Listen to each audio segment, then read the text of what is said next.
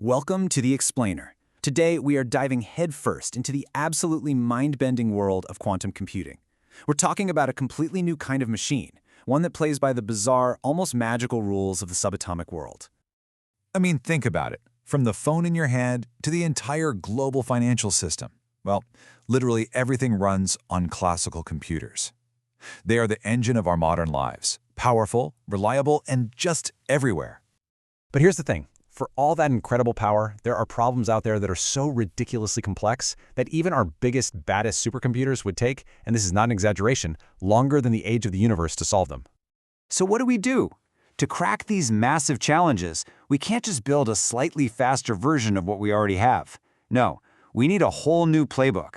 We need a computer that operates using the fundamentally weird and incredibly powerful rules of the quantum realm. Okay, so Section 1. The end of an era. Let's talk about the limits of what we've got now. Why do we even need a new kind of computer in the first place? Well, for the last 50 years or so, technology has followed this incredible, predictable rhythm of getting better and better. But that rhythm is starting to fade. We're hitting a wall. That rhythm has a name: Moore's Law. For decades, it's been the engine driving everything forward. It's the simple reason that the phone in your pocket is millions of times more powerful than the computers that send humanity to the moon. More power, smaller space, cheaper price. Over and over again. But that party is coming to an end. We are physically running out of road. We're trying to shrink transistors down to the size of a handful of atoms. And when you get that small, the world stops behaving normally. You enter the quantum realm, where all these weird effects that engineers have spent decades trying to suppress, well, they take over. So what if we stopped fighting them? What if we decided to use them?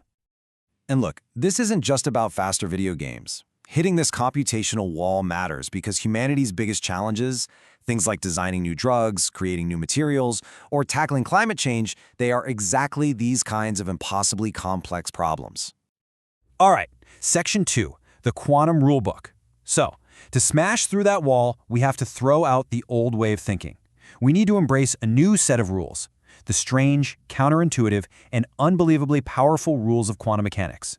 And trust me, this is where things get really weird. So let's start with the absolute basics.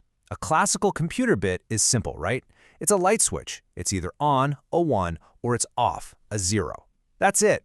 But a quantum bit, or a qubit, that's more like a dimmer switch. It can be off, it can be on, or it can be a whole range of possibilities in between, all at the exact same time. This superpower of being in multiple states at once is called superposition, and it is the first key to a quantum computer's power.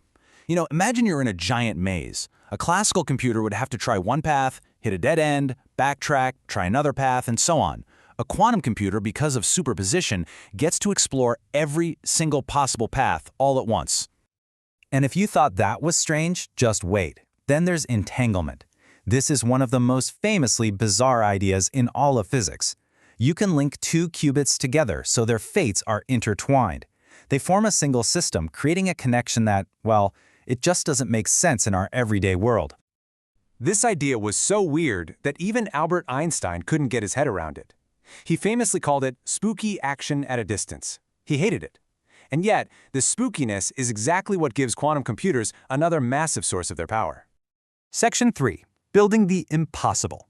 Okay, so we've got these amazing quantum properties, superposition and entanglement. Sounds great in theory, but how on earth do you actually build a machine that can control this stuff? Well, as it turns out, it's one of the hardest engineering challenges anyone has ever attempted. Here's the core problem. Qubits are unbelievably delicate. Think of their quantum state as a soap bubble. The tiniest vibration, the smallest change in temperature, a stray magnetic field, and poof, the bubble pops, the state collapses, and your calculation is ruined. This extreme fragility means you have to go to incredible lengths to protect them. And when I say incredible lengths, I mean it. For many of today's quantum computers, we have to cool the qubits down to temperatures colder than deep space. We're talking just a sliver of a degree above absolute zero, the coldest possible temperature in the universe. Now, there isn't one perfect way to build a qubit. Not yet anyway. It's a massive global race with different teams betting on different technologies.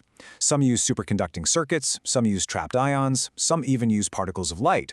Each one has its own pros and cons, its own trade-offs between things like speed and accuracy.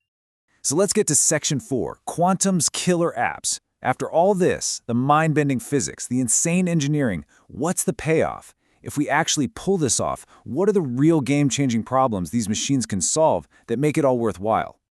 The list of potential applications is huge. Designing new materials, creating better AI, revolutionizing medicine. But if you want to understand the true disruptive power of these machines, we have to talk about the very first killer app that got governments and spies really interested. Because the first and maybe most famous application is a scary one. Way back in 1994, a mathematician named Peter Shor came up with an algorithm that proved, on paper, that a powerful enough quantum computer could crack much of the encryption that protects our digital world today. Now don't worry, you don't need a degree in advanced mathematics here. The secret sauce is in step 3. A quantum computer, using superposition, is just naturally incredibly good at finding hidden patterns. It's a task that would take a normal computer literally billions of years, but a quantum computer can do it fast. It can find the secret key. The implication here is, well, it's staggering. The digital locks that protect everything from your bank account to national security secrets could basically become useless. And this is why there's a frantic global race happening right now, a race to build these computers, and at the same time, a race to invent new kinds of encryption that are quantum resistant. Okay, so for our final section, the next great race. After all that, what's the big picture here? Is this a threat? Is it a new tool for humanity? The answer is probably yes to both, and it really helps to think about where this technology actually fits. Let's be really clear about something. A quantum computer is not going to replace your laptop for sending emails or watching cat videos. That's not what they're for. The best way to think about it is not as a faster computer, but as a brand new scientific instrument, kind of like the Hubble telescope. It lets us see a part of the computational universe we've never been able to see before. We are right at the very beginning of this, the absolute dawn of the quantum age. We're like the computer pioneers back in the 1950s, with no real idea of the true potential of what we're building. The problems we choose to aim this thing at, curing diseases, finding clean energy, understanding the universe itself, will define the next 100 years.